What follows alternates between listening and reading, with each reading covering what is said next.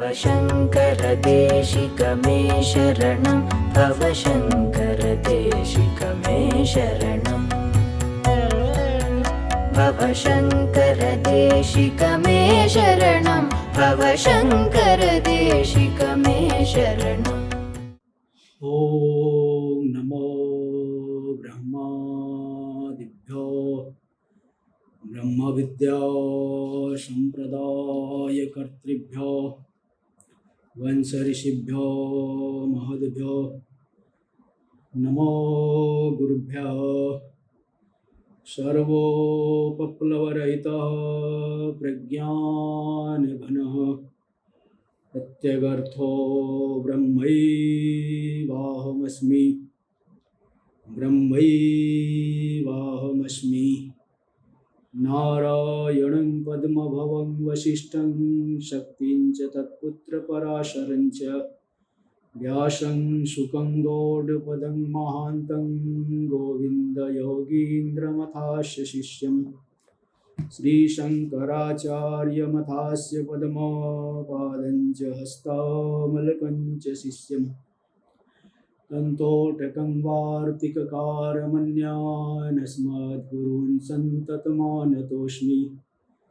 श्रुतिस्मृतिपुराणानामालयं करुणालयं नमामि भगवत्पादं शङ्करं लोकशङ्करं शङ्करं शङ्कराचार्यं केशवं बादरायणं सूत्रभाष्य कृतौ वन्दे भगवन्तौ पुनः पुनः। ईश्वरो गुरुरात्मेति मूर्तिभेदविभागिने व्योमवद्व्याप्तदेहाय दक्षिणामूर्तये नमः। ॐ शान्ति शान्ति शान्तिः। अथ पंचख्याति विचार। पंचख्याति का विचार हम लोग करेंगे। ख्याति क्या है? अलग अलग दार्शनिक लोग ब्रह्म को भिन्न भिन्न प्रकार से निरूपण करते हैं, तो ब्रह्म को ही ख्याति पद से कहते हैं। ख्याति पद से ब्रह्म अर्थ में ख्याति पद रूढ़ हो गया है। द्वादश दर्शन है, सभी जानते हैं। 6 आस्तिक दर्शन, 6 नास्तिक दर्शन। जो सृष्टि के आदि में ऋषि मुनि लोग हजारों वर्ष तक गहन समाधि में रह करके जिन साधनों की खोज करते हैं उन्हें दर्शन कहते हैं। दृश्यते स्वस्वरूपम प्राप्यते अनिनिति दर्शन। तो ये जो दर्शन मतलब ज्ञान के साधन, तो उसमें से अलग अलग अधिकारियों को लेकर के अलग अलग ऋषियों ने भिन्न भिन्न जो है मत चलाया है। तब यद्यपि वेद का तात्पर्य तो एकमेवा द्वितीय ब्रह्म में है, लेकिन सब उस तत्व तक नहीं पहुंच सकते हैं। इसलिए अधिकारी भेद से, अथवा जैसे न्याय दर्शन है, उसको पढ़ने से थोड़ा सा तर्क कुशलता आती है, जो मनन में बहुत सहायक होता है। तो सभी दर्शनों के जो है मानने वाले लोग हैं, तो इसमें 5 ख्याति प्रसिद्ध है ना। दर्शन का बता, दर्शन तो 12 है। आस्तिक दर्शन 6 है। सांख्य, योग, पूर्व मीमांसा, उत्तर मीमांसा, न्याय और वैशेषिक।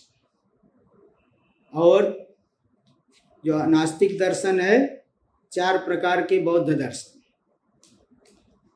जो माध्यमिक, जो शून्यवादी है, क्षणिक विज्ञानवादी, योगाचार जिसको बोलते हैं, और सौत्रांतिक वैभाषिक, और जैन चारवाक। 4 बौद्ध हो गए, जैन हो गए, चारवाक हो गए।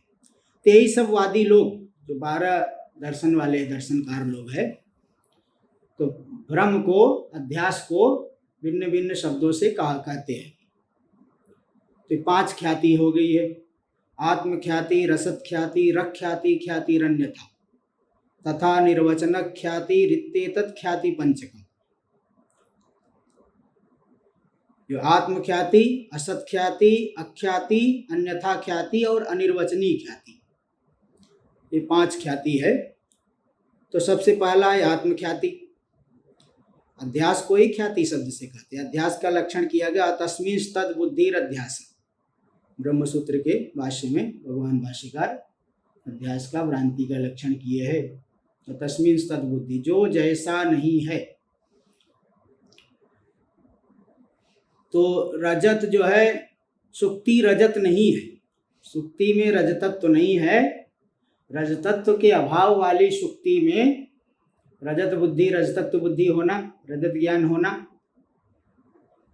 रजत से भिन्न में रजत से भिन्न सुक्ति में रजत का ज्ञान होना, ये अध्यास है, भ्रांति है। अब इसमें जो है अलग अलग वादी लोग भिन्न भिन्न प्रकार से घटाएंगे। तो आत्मख्याति वादी क्या कहते हैं? आत्मख्याति कहते क्षणिक विज्ञानवादी के, जो योगाचार है, क्षणिक विज्ञानवादी। विज्ञानवादी लोग ये मानते हैं कि 2 प्रकार का विज्ञान, एक तो आलय विज्ञान, दूसरा प्रवृत्ति विज्ञान। आलय विज्ञान जो मैं की धारा लगातार चल रही है, सुसुप्ति में भी चलती रहती है, इसको बोलते हैं आलय विज्ञान। और वही आलय विज्ञान ही घनीभूत होकर के जगत के पदार्थों के रूप में दिख रहा है, यही है प्रवृत्ति विज्ञान। इसी को क्या कहा जाएगा? प्रवृत्ति विज्ञान। तो जैसे सुसुप्ति में केवल मैं की धारा चल रही है, और जागृत और स्वप्न में पदार्थों का विज्ञान हो रहा है। जैसे पानी जो है घनीभूत होकर के बर्फ बन जाता है, ऐसे आलय विज्ञान ही घनीभूत होकर के जगत के पदार्थों के रूप में दिखता है। तो आलय विज्ञान का ही, आलय विज्ञान रूपी जो क्षणिक आत्मा हो, क्षणिक आत्मा मानते हैं, ये क्षणिक विज्ञान ही आत्मा है, इससे अतिरिक्त आत्मा नहीं है। तो आलय विज्ञान ये जगत के पदार्थों के रूप में दिखा, यही है ये प्रवृत्ति विज्ञान, इसको कहते हैं। तो प्रवृत्ति विज्ञान की धारा समाप्त होना, यही मुक्ति है, निराकार ज्ञान हो जाए, ऐसा वो कहते हैं। तो इसमें अब आत्मख्याति, इसको घटा लेना है। इसको घटाएंगे कैसे?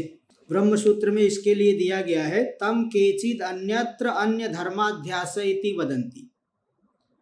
इसी अध्यास को, भ्रांति को, ख्याति को ही कुछ विद्वान लोग, कुछ वादी लोग अन्यत्र अन्य धर्माध्यास इति वदन्ति।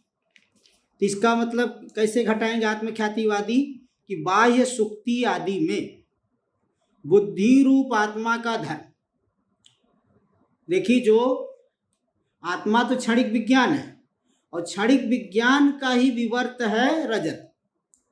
तो बाह्य सुक्ति आदि में बुद्धि रूप आत्मा का धर्म है रजत।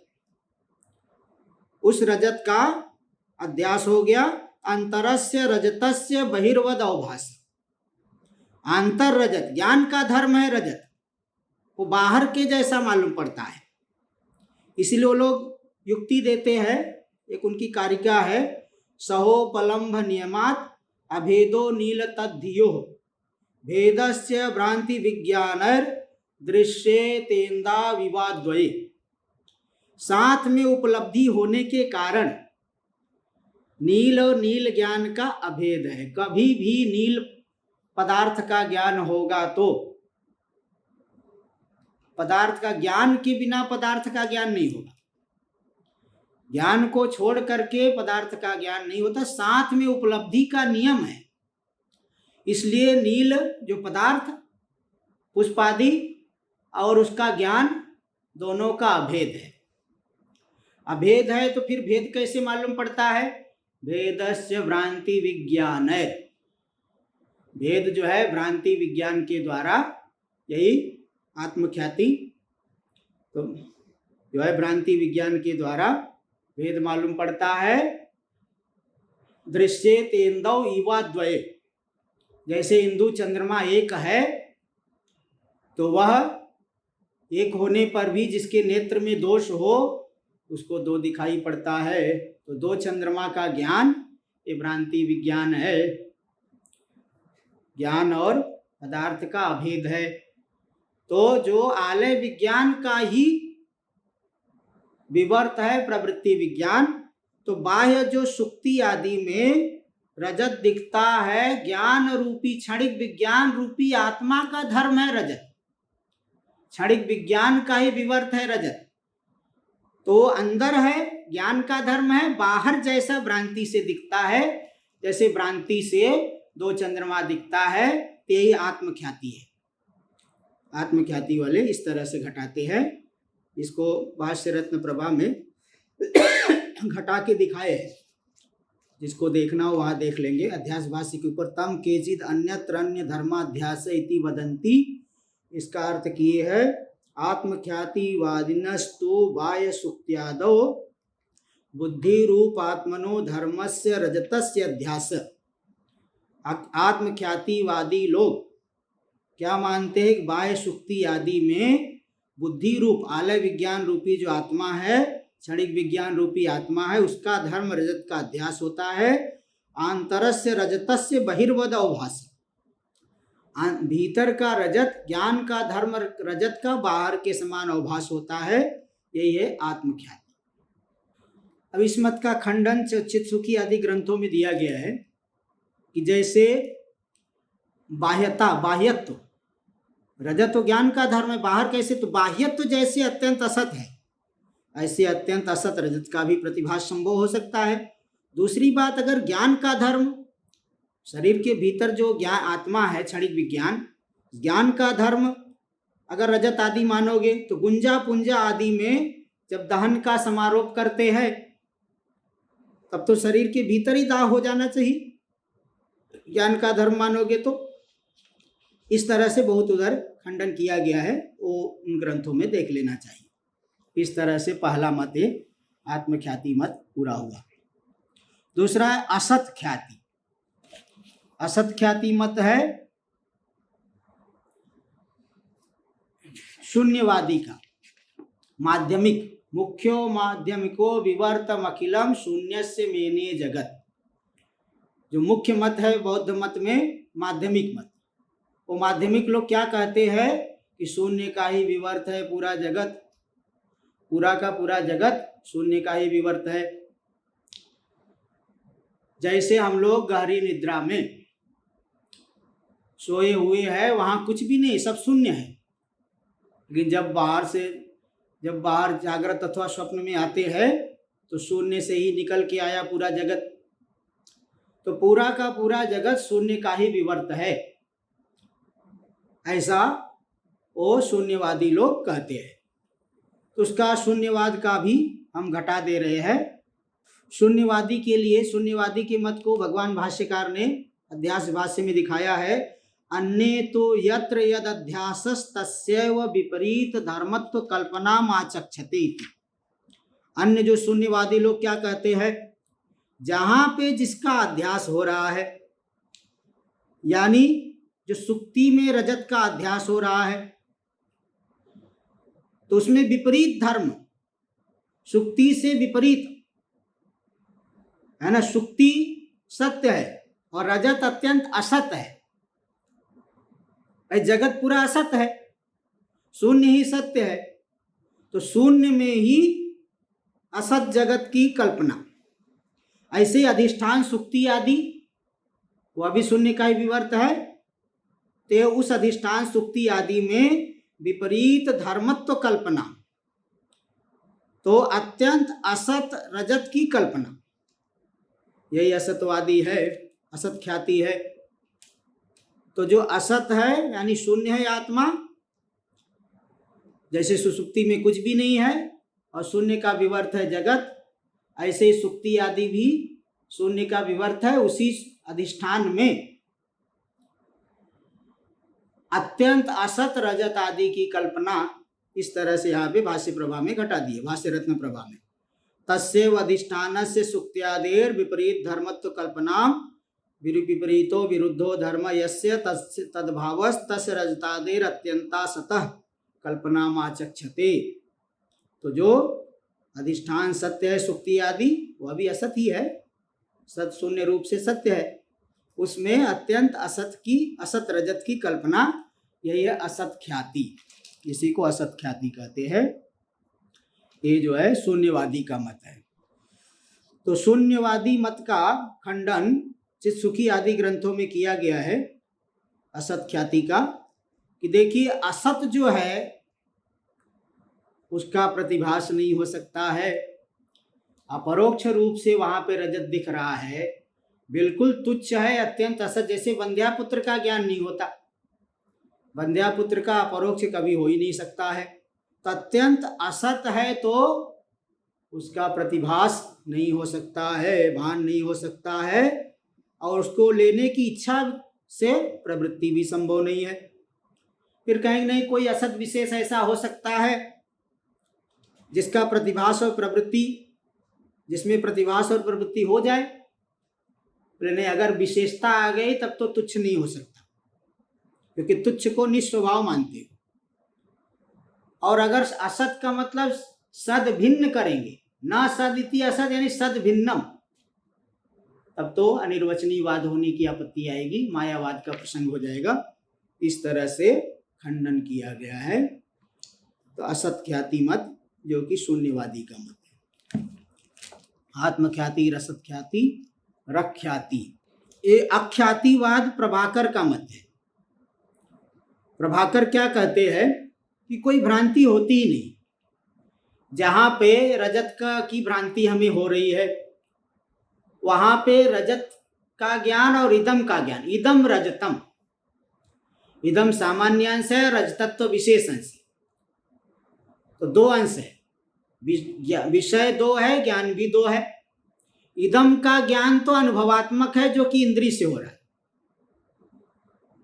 और रजत का ज्ञान जो स्मरणात्मक है, पहले देखा हुआ है संस्कार के माध्यम से रजत का ज्ञान। तो दो ज्ञान और दो विषय। इस तरह से भ्रांति कहीं संभव ही नहीं है। जहां भ्रांति होती, दो ज्ञान है दो विषय है, भाई दो ज्ञान है दो विषय है, तो फिर विशिष्ट व्यवहार इदम रजतम कैसे व्यवहार होगा? इसका उत्तर वो लोग देते हैं कि भेदाग्रह निमूलक, भेदाग्रह मूलक विशिष्ट व्यवहार होता है। यानी दो ज्ञान भिन्न भिन्न है, दो विषय भी भिन्न भिन्न है, किंतु दोनों ज्ञानों का भेद ग्रहण नहीं हो रहा है, दोनों विषयों का भी भेद ग्रहण नहीं हो रहा है। तो भेदाग्रह मूलक विशिष्ट व्यवहार। इसी तरह से सत्य रजत स्थल पे भी वो लोग भेदाग्रह मूलक ही विशिष्ट व्यवहार मानते हैं। सत्य रजत स्थल में वहां भी इदम ज्ञान अलग है, रजत ज्ञान अलग है, दोनों का भेद नहीं है। जब भेद नहीं है तो भेद का ग्रहण कहां से होगा? तो भेदाग्रह मूलक विशिष्ट व्यवहार भ्रांति स्थल पे भी होता है, सत्य रजत स्थल पे भी होता है। तो सामान्य अंश विशेष अंश दो ज्ञान के विषय हो गए, और दोनों का अलग अलग ज्ञान भी हो गया, किंतु दोनों ज्ञानों में और दोनों विषयों में भेद का ग्रहण, भेद होने पर भी भेद का ग्रहण नहीं हो पा रहा है। भेद का ग्रहण नहीं होने के कारण विशिष्ट व्यवहार इदम रजतम किया जा रहा है। इसी को भाष्य में दिखाया गया है, अख्यातिवाद को भाष्य के अध्यास भाष्य में, कि केचित् तु यत्र यद अध्यासस् तद विवेकाग्रह निबंधनो भ्रम इति। अख्यातिवादी लोग ऐसा मानते हैं कि जहां पे जिसका अध्यास है, जहां पे जिसका अध्यास है वहां पे जो है विवेकाग्रह निबंधनो, तद विवेकाग्रह निबंधनो ब्रह्म। सुक्ति में रजत का अध्यास हो रहा है, इदम अंश अलग है, रजत अंश अलग है, ज्ञान अलग अलग है, विषय भी अलग अलग है, दोनों का विवेक का ग्रह नहीं हुआ, भेद का ग्रह नहीं, भेदाग्रह निमूलक जो है ब्रह्म हो गया। इसको घटा के भी दिखाए, यत्र यस्य अध्यासो लोक सिद्धस, जिस अधिकरण में अधिष्ठान में जिसका अध्यास लौकिक प्रमाण से प्रत्यक्ष आदि प्रमाणों से सिद्ध है, तयोर अर्थयोस तद्धियोस्य भेदाग्रहे सति, उन दोनों अर्थों का और दोनों ज्ञानों का भेद का अग्रह होने से, भेद का अग्रह होते हुए भेदाग्रह मूलक ये ब्रह्म हो गया। इदम रूप्यम इति विशिष्ट व्यवहार। तो विशिष्ट व्यवहार कैसे हो गया?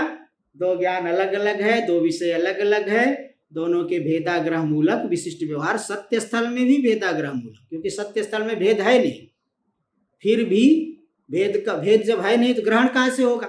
इसलिए भेदाग्रह मूलक व्यवहार जो है होता है। इस असतवादी मत, असत्ख्याति मत का भी खंडन किया गया है, क्योंकि वो लोग अनुमान करते हैं कि विगीता प्रत्यय यथार्था प्रत्ययत्वात् संप्रतिपन्नवत्, जिसको ब्रह्म मानते हैं ऐसे जो प्रत्यय यथार्थ है, क्योंकि प्रत्ययत्वात् संप्रतिपन्नवत् यानी यथार्थ ज्ञानवत्। तो अब यहाँ पे सिद्धांती बोलता है, भाई देखो भाई कि जो स्वीकारे विभ्रमाणाम स्यात् स्वीय सिद्धांत बाधना, तो वहाँ पे खंडन किए है कि भाई पक्ष आपने भ्रांति को बनाया है, तो उसको अगर स्वीकार करोगे तो अपने सिद्धांत का बाध होगा, और भ्रांति को अगर स्वीकार नहीं करोगे तो आश्रया सिद्धि होगी। ये सब विस्तार से चित्सुखी में देखा जा सकता है। इसके बाद आ रहा है आत्मख्याति, रसख्याति, रख्याति, ख्यातिरन्यथा। चौथी अन्यथा ख्याति। तो अन्यथा ख्यातिवादी क्या मानते हैं? भाष्य में इसका देखो दिए, तम केचिद अन्यत्र अन्य धर्माध्यास इति वदन्ति। केचिद यानी अन्यथा ख्यातिवादिनो, जो अन्यथा ख्यातिवादी लोग हैं, अन्यत्र यानी सुक्त्यादौ अन्य धर्मस्य स्वावयवो धर्मस्य देशांतरस्थ रूप्यादेर अध्यास इति वदन्ति। अन्यथा ख्यातिवादी क्या मानते हैं? अन्यत्र यानी सुक्त्यादौ, अन्य धर्मस्य देशांतरस्थ रूप्यादि। देखो हट्टस्थ, दुकान में रजत पहले देखा था, और रजत कहाँ रहता है? अपने अवयव में रहता है। न्याय मत में कोई भी पदार्थ अपने अवयव में रहता है समवाय संबंध से। जैसे पूरा शरीर समवाय संबंध से, हाथ, पैर, सिर, मुंह, मुख, इन सभी में समवाय संबंध से रहता है। दो कपाल से घट बनता है, तो घट जो है कपाल में रहता है समवाय संबंध से। इसी तरह से जो रजत है अपने अवयव में रहता है। भाई बड़ा रजत है तो छोटे छोटे अवयव में, जैसे बड़ा शरीर है, हाथ में, पैर में, सिर में, शरीर समवाय संबंध से इन सभी में रह रहा है। ऐसे रजत भी अपने अवयव में समवाय संबंध से रहता है। तो रह रहा है हट्टस्थ जो रजत के अवयव है, उन अवयव में, दुकान में जो रजत है उसके उस अवयव में, रजत के अवयव में रजत रह रहा है, लेकिन प्रतीत कहाँ हो रहा है? सुक्ति में। कैसे प्रतीत हो रहा है? इसके लिए वो लोग कहते हैं ज्ञान लक्षणा सन्निकर्ष से। ये अलौकिक सन्निकर्ष है। वे लोग 6 प्रकार के लौकिक सन्निकर्ष को मानते हैं और 3 प्रकार के अलौकिक सन्निकर्ष को मानते हैं। तो जो लौकिक प्रत्यक्ष आदि होते हैं, प्रत्यक्ष ज्ञान होता है, 6 प्रकार के लौकिक सन्निकर्ष होता है। संयोग, संयुक्त समवाय, संयुक्त समवेत समवाय, समवाय समवेत समवाय, विशेषण विशेष भाव सन्निकर्ष। और 3 ऐसा सन्निकर्ष है अलौकिक सन्निकर्ष। ज्ञान लक्षणा सन्निकर्ष, सामान्य लक्षणा सन्निकर्ष, योगज सन्निकर्ष।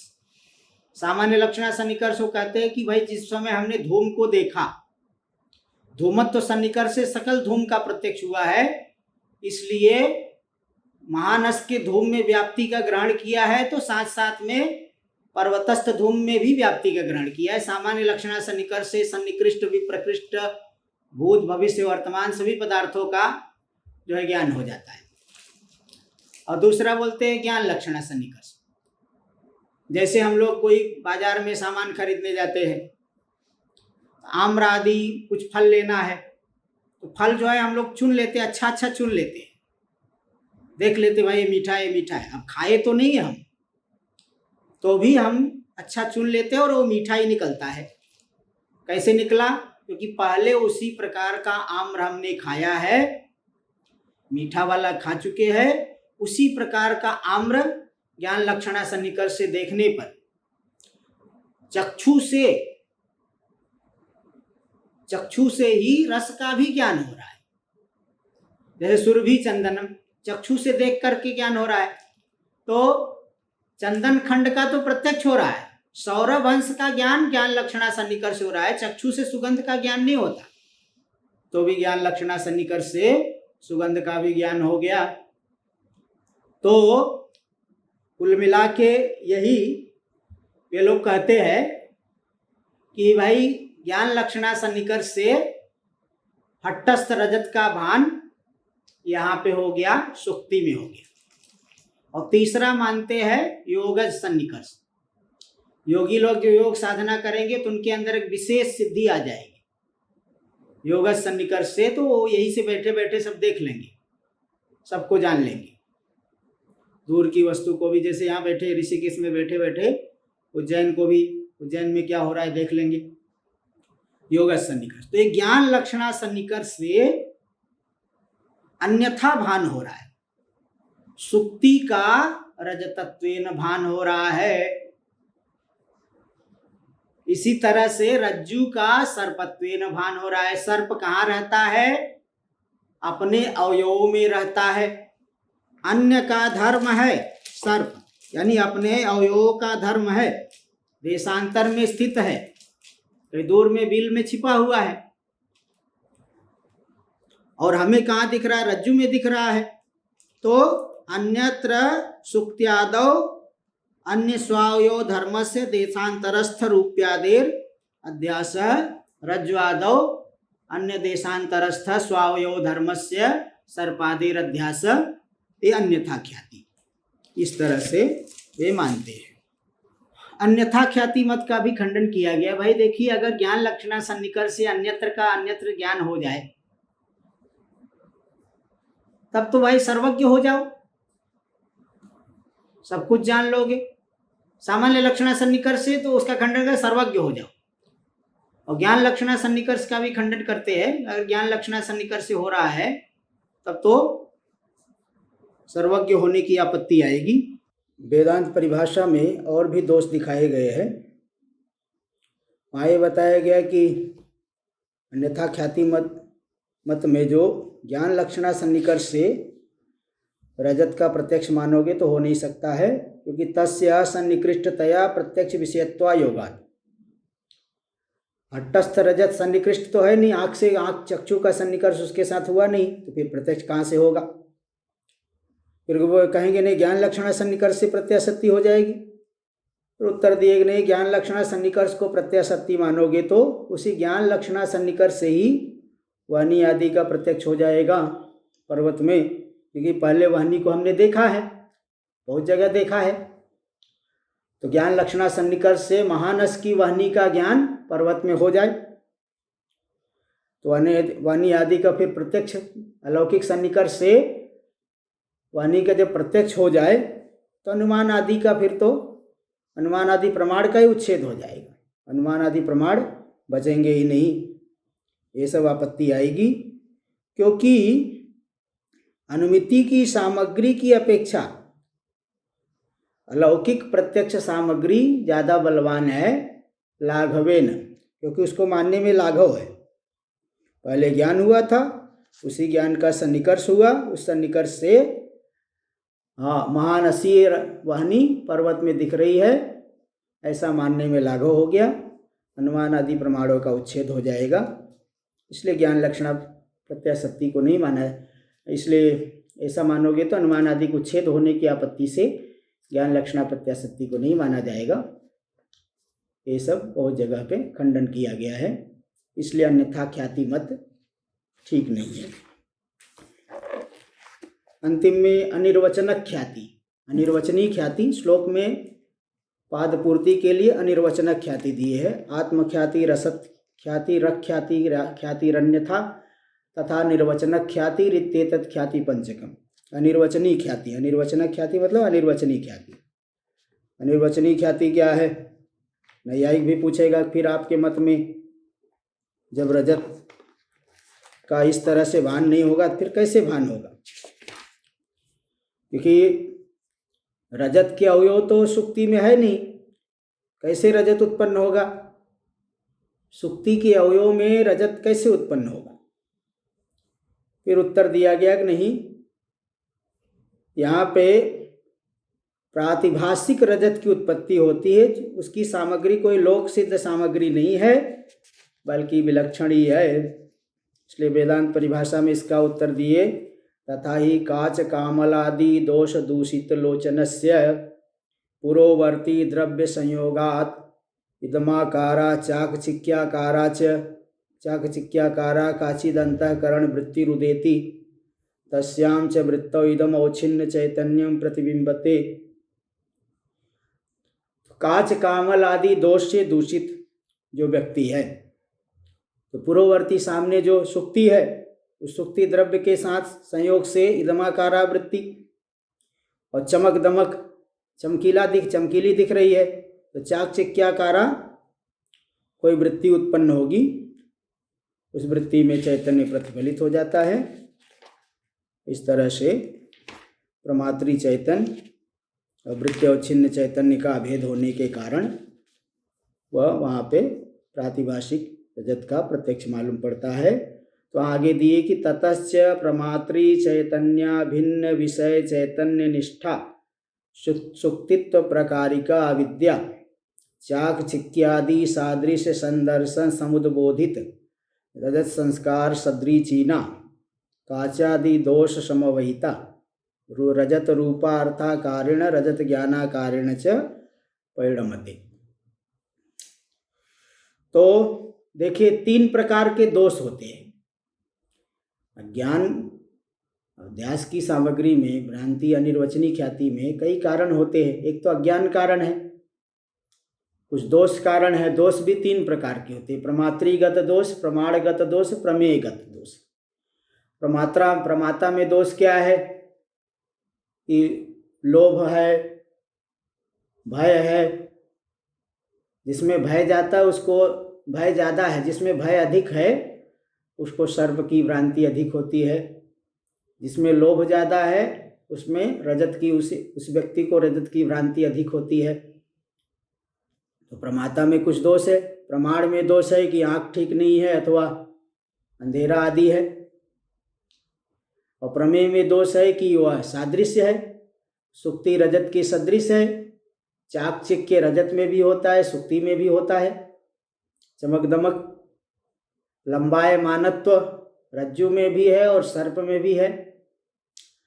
तो प्रमेयगत दोष, प्रमात्रीगत दोष, प्रमाणगत दोष। और प्रमाता में सुक्ति विषयक अज्ञान है। तो सुक्ति विषयक जो अज्ञान है, सुक्तित्व प्रकारिका अविद्या, जो कि प्रमात्री चैतन्य से अभिन्न विषय चैतन्य में है, विषय चैतन्य निष्ठ है, तो वह चाकचिक्यादि सादृश्य रूपी दोष के कारण वह अविद्या जो है, अब उस दोष के कारण जो है रजत के संस्कार समुद्बुद्ध हो जाएंगे और वो सादृश्य दर्शन से उद्बुद्ध हो गए रजत के संस्कार, और रजत संस्कार से सदृचीन हो करके उसको सहायक बना करके, और काचादि दोष भी है, वो भी सहकारी कारण बनेंगे। तो अविद्या ही रजत रूप से और रजत ज्ञान रूप से परिणत हो जाएगी। रजत रूप से परिणत हुई सुक्तित्व प्रकारिका अविद्या, इसको कहते हैं अर्थाध्यास। और रजत ज्ञान रूप से भी परिणत होगी वह सुक्तित्व प्रकारिका अविद्या, उसको कहते हैं ज्ञानाध्यास। वैसे अध्यास 8 प्रकार के होते हैं, अर्थाध्यास, ज्ञानाध्यास, निरूपाधिक अध्यास, सोपाधिक अध्यास, संसर्गाध्यास, स्वरूपाध्यास, धर्मी अध्यास, धर्माध्यास। एक तो अर्थाध्यास जो अध्यस्यमान रजत है उसको ही अर्थाध्यास, अध्यस्यते इति अध्यास, अर्थ्यते इति अर्थ, अर्थाध्यास, अर्थश्च अध्यासश्च अर्थाध्यास।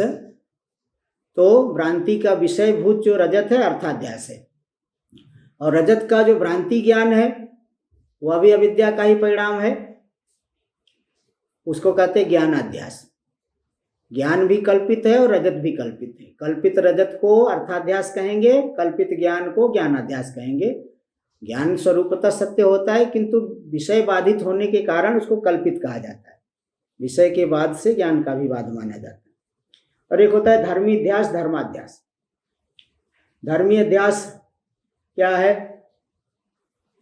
कि दो धर्मी की जगह एक दिखना, दूर से दो वृक्ष है दूर में, अब भ्रांति से दो की जगह एक ही दिख रहे हैं, इसको कहते हैं धर्मी अध्यास। दो धर्मी की जगह, ऐसे ही आत्मा और अनात्मा का अध्यास, ये धर्मी अध्यास है। अज्ञान काल में व्यक्ति शरीर से अपने आप को भिन्न नहीं समझ पाता, ये धर्मी अध्यास हो गया। अनुभव प्रमाण है ना इसमें, युक्ति से तो अध्यास की सिद्धि नहीं हो पा रही कि शरीर और आत्मा का। युक्ति से देखेंगे तो अंधकार में, सूर्य में अंधकार कहाँ से आएगा, रज्जु में सर्प कहाँ से आएगा, आत्मा में शरीर आदि संसार कहाँ से आएगा, अत्यंत विरुद्ध है। तो युक्ति से तो सिद्ध नहीं हो रहा है, किंतु अनुभव में तो आ रहा है। इसलिए अनुभव से अध्यास की सिद्धि होती है। तो दो धर्मी की जगह एक धर्मी दिखाई पड़ना, जैसे अग्नि के गोले, लोहे के गोले को आग से गर्म कर दिए तो एकदम लाल हो गया, गोला और अग्नि अलग अलग नहीं दिख रहे हैं, ये धर्मी अध्यास। अब लोहे के गोले में जो दाहकत्व आया, अग्नि का धर्म गोले ने, लोहे के गोले ने जलाया, अग्नि के धर्म को हम लोहे के गोले में आरोपित कर रहे हैं। और लोहे के गोले का जो वर्तुलत्व, गोलपना, अग्नि गोल गोल है, अग्नि गोल गोल है, ऐसा कहेंगे वर्तुलत्व। तो परस्पर एक दूसरे के धर्मों का अध्यास कर देना। ऐसे ही शरीर के धर्मों का आत्मा में अध्यास हो रहा है। मैं मर गया, मैं पैदा हो गया, मैं मोटा, मैं पतला, मैं गोरा, मैं काला, मैं लंबा, मैं चौड़ा, मैं स्वस्थ, मैं रोगी, मैं सुखी, मैं दुखी। शरीर आदि पंचकोशों के धर्मों का आत्मा में अध्यारोप और आत्मा की चेतनता का शरीर में अध्यारोप, ये धर्माध्यास। धर्मी अध्यास को भी अनुन्याध्यास कहते हैं, इतरेतराध्यास कहते हैं, और भी शब्दों से कहा जाता है। इसके बाद 4 हो गए, निरुपाधिक अध्यास, सोपाधिक अध्यास। निरुपाधिक अध्यास क्या है? जहां पे मतलब कि जैसे कि आकाश में नीलिमा तुरत्व दोष के कारण हो रही, ये सोपाधिक अध्यास है। निकट में आकाश देखिए, आकाश आपके सामने ही है, यहाँ तो नीला नीला नहीं दिख रहा है। दूरत्व दोष से आकाश में नीलिमा दिख रही, ये सोपाधिक हो गया। और निरुपाधिक क्या है? रज्जु में सर्प। रज्जु में सर्प है तो वो सर्प जो भ्रांति हो रही, इस भ्रांति का विषय सर्प, वह निरुपाधिक अध्यास में माना गया है, क्योंकि ज्ञान होने के पश्चात भी रज्जु सर्पाकार भाषित होगी। स्फटिक में जो लालिमा, जपा कुसुम को स्फटिक के सामने रखने पर स्फटिक में लालिमा दिखाई पड़ेगी। वह जो लालिमा है, वह जब आपको अच्छी तरह से पता हो गया कि स्फटिक सफेद है, लालिमा हो नहीं सकती है, तो भी अगर जपा कुसुम सन्निधि में है तो लालिमा दिखेगी। इसको कहते हैं सोपाधिक अध्यास। उपाधि को हटा लेंगे तभी वह समाप्त होगी। और रज्जु सर्प का जो अध्यास है निरुपाधिक अध्यास में माना गया है, क्योंकि बाद में भी वह सर्प जैसा दिखेगा। और सुक्ति में रजत का अध्यास भी निरुपाधिक अध्यास माना गया है। तो यही है कि जिसमें उपाधि हट जाने से अध्यास भ्रांति न हो, वो सोपाधिक अध्यास। और जिसमें बाद में भी वैसी प्रतीति होती रहे, वो निरुपाधिक अध्यास उसको कहा जाता है। इस तरह से ये 6 अध्यास। और अंतिम दो है संसर्गाध्यास स्वरूपाध्यास। संसर्गाध्यास स्वरूपाध्यास क्या है कि रजत स्वरूपतः कल्पित है और उसका रजत का इदम में, सुक्ति के इदम में, सुक्ति के जो सामान्य अंश है इदम रजतम ऐसा दिखाएंगे। रजत स्वरूपतः रजत और रजत का संसर्ग दोनों ही अध्यस्त है, आरोपित है। इसलिए रजत का स्वरूपाध्यास भी है क्योंकि स्वरूपतः रजत पहले से है नहीं, और उसका संसर्ग भी वहां पे नहीं है, तो भी दोनों ही कल्पित हो रहे। और सुक्ति का केवल संसर्ग अध्यास है, सुक्ति स्वरूपतः है, उसकी इदंता स्वरूपतः वहां पे है, इसलिए सुक्ति का स्वरूपाध्यास नहीं बल्कि संसर्गाध्यास। इदम रजतम, रजतम इदम, यह रजत है, रजत यह है। रजत को दिखाओगे इदम में और रजत में इदम को दिखाओगे, तो जो परस्पर संसर्ग का अध्यास हो रहा है संसर्गाध्यास। इसलिए संसर्ग विशिष्टत्वेन सुक्ति भी अध्यस्त है। स्वरूपतः सुक्ति अध्यस्त नहीं है, किंतु संसर्ग विशिष्टत्वेन सुक्ति भी अध्यस्त ही है। इस तरह से 8 प्रकार के अध्यास का वर्णन ब्रह्मसूत्र आदि की टीकाओं के आधार पर और गुरुजनों की कृपा से ये मालूम पड़ा है। जो बता दिया, ज्ञानाध्यास, अर्थाध्यास, संसर्गाध्यास, स्वरूपाध्यास, सोपाधिक अध्यास, निरूपाधिक अध्यास, धर्मी अध्यास, धर्माध्यास, इन्हीं को अन्यथा ख्याति कहते हैं। तो अन्यथा ख्याति का लक्षण भी थोड़ा बता देना चाहता हूँ शास्त्र के आधार पर, शास्त्र वाक्यों के आधार पर। जैसे चित्त सुखी में इसका लक्षण किए है कि सत्वेन असत्वेन च विचारा सहत्वे सति। अन्यथा ख्याति क्यों कहा जाता है, लक्षण देखिए कि सत्वेन असत्वेन च विचारा सहत्वे सति, सद असत्वेन च यद विचारम न सहते तद अनिर्वचनीयम तद अनिर्वाच्यम। जो सुक्ति में रजत प्रतीत हो रही है, सद है कि असद है कि उभय है, क्या है? सद भी नहीं कह सकते, क्योंकि सत्य का सत्वम त्रिकाला बाध्यत्वम, तीनों कालों में जिसका बाध न हो वही सत्य है, वो तो ब्रह्म ही है। इसका तो बाध होता है ज्ञान होने के अनंतर, अधिष्ठान का ज्ञान। जब सुक्ति का ज्ञान होगा, नेदम रजतम किंतु सुक्ति रेव, सुक्ति का ज्ञान होकर के रजत ज्ञान बाधित हो जाता है। अधिष्ठान के ज्ञान से ही अध्यस्त का ज्ञान बाधित होता है। तो सत तो है नहीं, फिर असद भी नहीं है, क्योंकि असद है बंध्या पुत्र जो अत्यंत तुच्छ हो, मरुमरीचिका का जल, और जो कह रहे आकाश कुसुम, कूर्म रोम, ये सब असत है। बंध्या पुत्र है, आकाश कुसुम है, कूर्म रोम, सस विषाण, मूषक विषाण, जो तुच्छ पदार्थ है इनको असत कहते हैं, तो जिनकी प्रतीति नहीं होती। किंतु सुक्ति में रजत की प्रतीति हो रही, इसलिए असत भी नहीं कह सकते हैं। तो नापि असत्वम कस्मात् प्रतीयमानत्वात्, प्रतीयमान होने से उसको असत भी नहीं कह सकते। तो सत्वेन भी निरूपण नहीं हो सकता, असत्वेन भी निरूपण नहीं हो सकता, फिर उभयत्वेन निरूपण करो, बोले ऐसा कोई होता नहीं है। इसलिए उभय भी नहीं, तो सद असद और उभय, इनसे विलक्षण जो चौथी कोटि वाला है, सद असद उभय विलक्षण, वही अनिर्वचनीय है। और सभी जितने भी ब्रह्म है उसमें तो ऐसा ही देखा गया है। और सद असद आदि हो तो विचार के योग्य है, लेकिन जो सद सत्वेन असत्वेन विचार के योग्य नहीं है उसे अनिर्वचनीय कहा जाता है। तो अब ये शंका करते कि नहीं सत नहीं होगा तो असत ही होगा, असत नहीं होगा तो सत होगा। जैसे घट नहीं है तो घट का अभाव है, घटाभाव नहीं है तो घट है, ये भी नहीं कह सकते हैं, क्योंकि वेदांती को ऐसा नहीं कहा जा सकता। जो वेदांती सद असद और उभय से विलक्षण मानता है तो उसके लिए नहीं कह सकते कि सद नहीं है तो असद भी नहीं है, अस्त नहीं है तो ऊट ही होगा, ऐसा नहीं कह सकते। अश्व नहीं है, तुष्ट भी नहीं है, ऐसा हस्ती हो सकता है।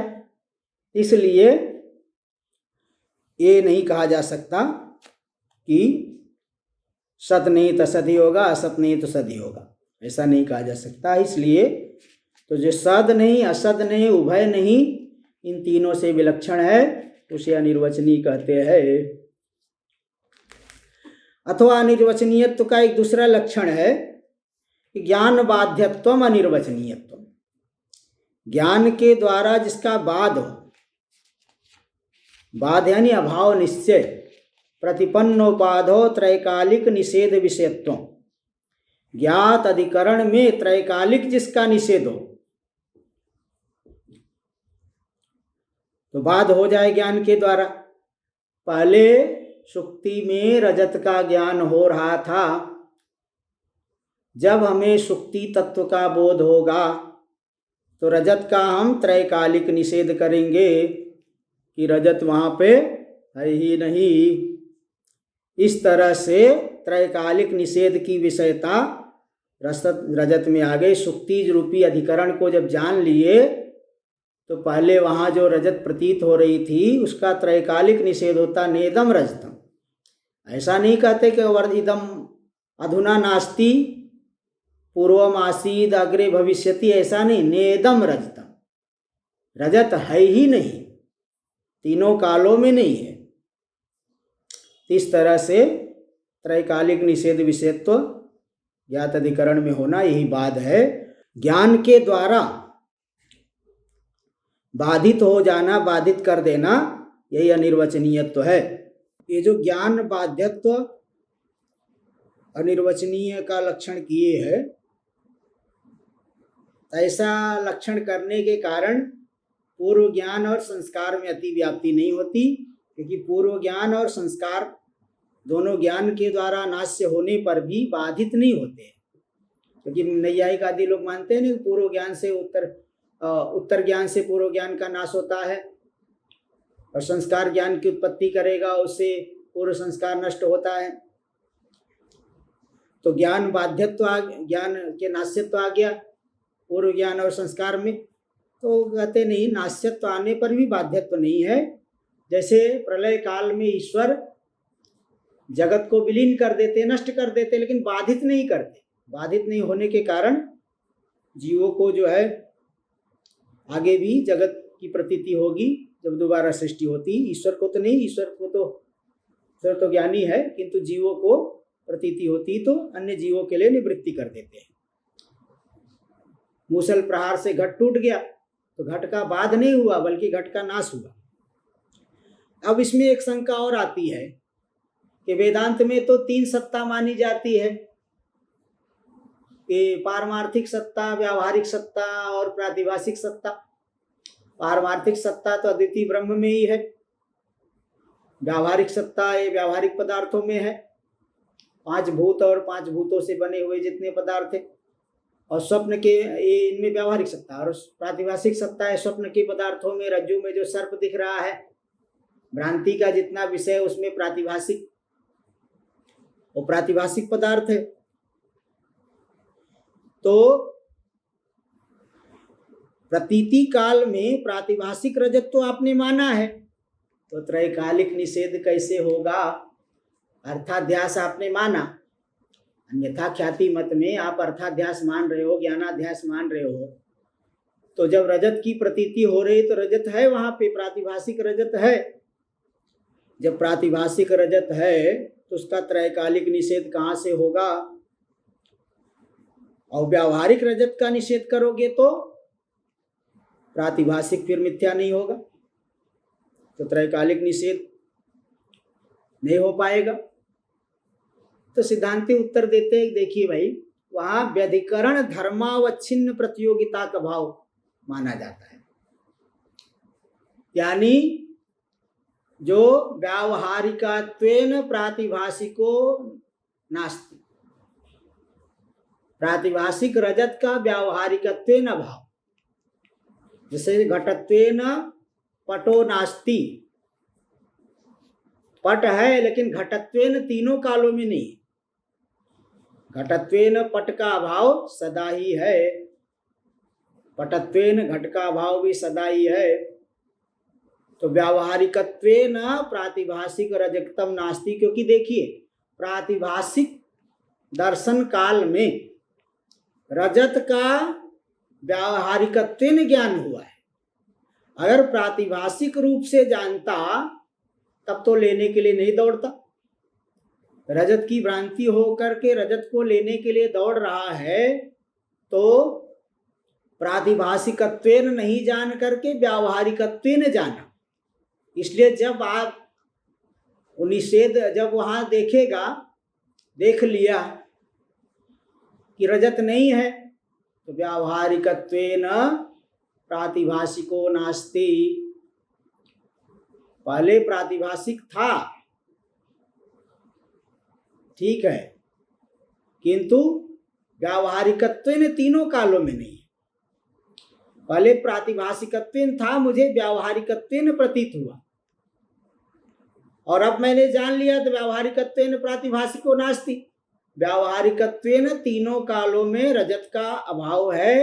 ये व्यधिकरण धर्मावच्छिन्न अभाव माना जाता है। जैसे पटत्वेन घटो नास्ति, इसलिए त्रैकालिक निषेध हो जाता है। तो ज्ञान के द्वारा बाध्य होना यह भी अनिर्वचनीय का लक्षण है। ये जो अनिर्वचनीय ख्याति अत्यंत निर्दुष्ट मत है। तो 5 ख्याति बता दिया गया। आत्मख्याति, रसत ख्याति, रख ख्याति, ख्याति रण्यथा तथा निर्वचन ख्याति रित्येतत् ख्याति पंचकम। आत्मख्याति क्षणिक विज्ञानवादी का मत है। अन्यथा ख्याति नैयायिक को और कुमारिल भट्ट का मत है। और अख्याति प्रभाकर का मत है। कुछ लोग जो है सांख्य मत को भी इसी से संबंधित मानते हैं। और असत ख्याति शून्यवादियों का मत है। और अनिर्वचनीय ख्याति वेदांतियों का मत है। इस प्रकार से सामान्य रूप से हमने विचार किया। अब इसमें कुछ त्रुटि हो तो विद्वान लोग इसको सही कर लेंगे और मेरे ऊपर कृपा बनाए रखेंगे। इतना ही कहते हुए वाणी को विराम देता हूँ। ओम पूर्णमद पूर्णमिदं पूर्णात् पूर्णमुदच्यते पूर्णस्य पूर्णमादाय पूर्णमेवावशिष्यते। ओम शांति शांति शांति। शंकरं शंकराचार्यं केशवं बादरायणं सूत्रभाष्य कृतौ वन्दे भगवन्तौ पुनः पुनः। ईश्वरो गुरुरात्मेति मूर्तिभेद विभागिने व्योमवद् व्याप्तदेहाय दक्षिणामूर्तये नमः। ओम शांति शांति शांति। भव शंकर देशिक मे शरणं, भव शंकर देशिक मे शरणं।